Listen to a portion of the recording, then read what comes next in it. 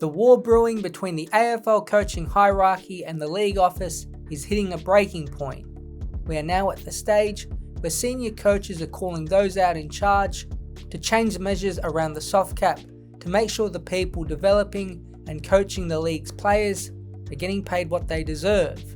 The whole situation is strange, however it seems a simple fix is to increase the cap, allowing clubs to spend more money on their people and bring in talent from other sports and areas of life.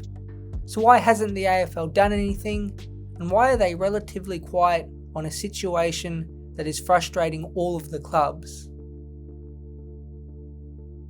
One of the latest AFL coaches to call out the soft cap situation was former head office employee Brad Scott. He put down the lack of allowed funding by the AFL to not quite understanding the importance of assistant and development coaches. It's more the way coaches are regarded within the AFL. I've never seen a coaching group more disenfranchised with the way they're treated as a whole.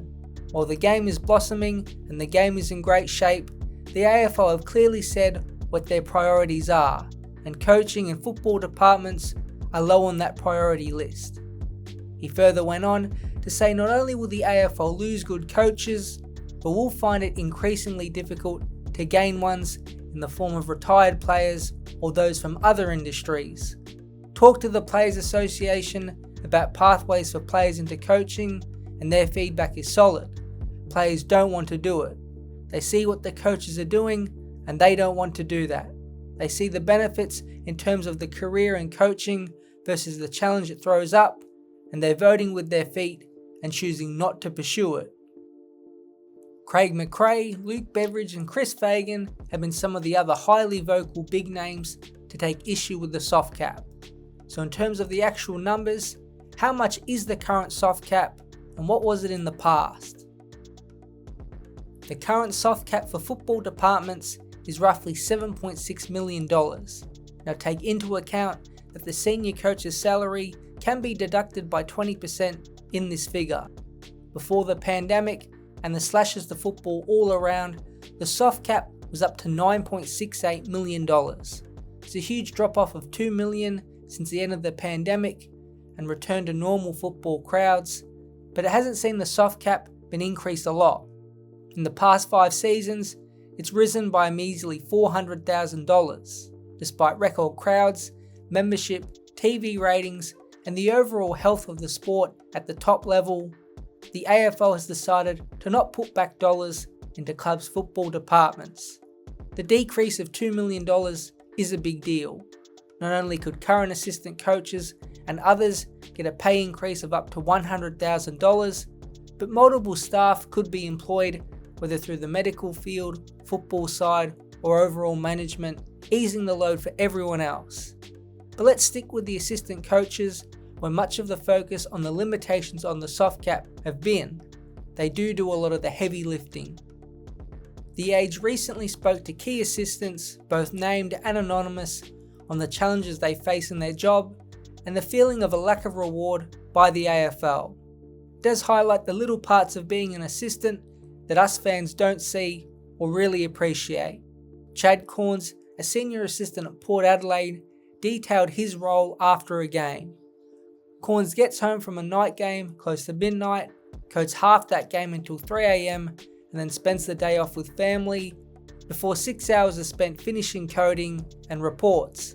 The next day he's out of the box to prepare for team meetings and line reviews, and then a ball transition meeting is followed up with individual catch-ups with players. Most AFL clubs have at least 3 line coaches, one for the defence, midfield and forward line, and with 40-ish players on each list, it means roughly 3 people are in charge of around 13 individuals, explaining what they need to do, how to improve, and so on. It is a lot of work, and that's before the meetings with the senior coach, other line coaches, and running training. Now this isn't a pity party for the AFL assistant coaches. The Age revealed one anonymous manager client's salary had dropped from $150,000 to $110,000 in the past 5 years. Now in the current climate, that is still a very strong yearly wage. That also seems to be on the low end, as further on in the piece it was detailed the average assistant coach was pocketing $190,000 per year. No one in the AFL world who has an issue with the soft cap has come out and said these coaches don't get paid well or are living incredibly hard lives compared to the rest of society, but that their pay isn't increasing like everyone else's in the game. The rest of the industry's wages have recovered and the game's financial health has continued to flourish, with AFL revenue now around $1 billion per year.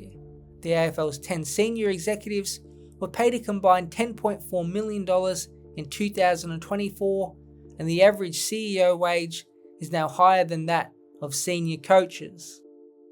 So everyone at Clubland can see and are feeling the problem, so why won't the AFL fix it? No one can seem to find a good answer to that question. During Gather Round, this is all CEO Andrew Dillon had to say on the matter. There have been substantial increases to the soft cap over the last couple of years post-COVID, getting back to the 2019 levels. Then ultimately, it's a call for the clubs about how they divide up that soft cap among senior coach, assistant coaches, high performance, list managers, and operations. That is it. No good reason, no logic, or even an understanding that the pay difference between senior coaches and assistants is as dramatic as it is. Because of this, a solution doesn't seem imminent because the AFL doesn't see a big issue despite the game's financial health. The only option that has been considered and is public is to increase that 20% of the coach's salary out of the cap to all of it. Say a coach is on $1 million, then that isn't included in the soft cap, and therefore the club has an extra $1 million to spend in their football department. Senior coaches are also concerned that the pool of people available for football departments to select from will diminish if the need for change is ignored, a point Fagan and others have made. A lot of people working as coaches and in the clubs are very intelligent and educated people who do have opportunities in business and other sports. If you can earn $350,000 per year at one job and cut out 10 hours per week working, or earn $180,000 per year and work your butt off, which option would you choose? It seems for now, the love of the game and those they work with at the club is while we still have enough high-level people to hold out these roles. One of the final paragraphs from The Age best sums up the current situation. Talks between the Coaches Association and the AFL are ongoing, but such a plan is yet to emerge.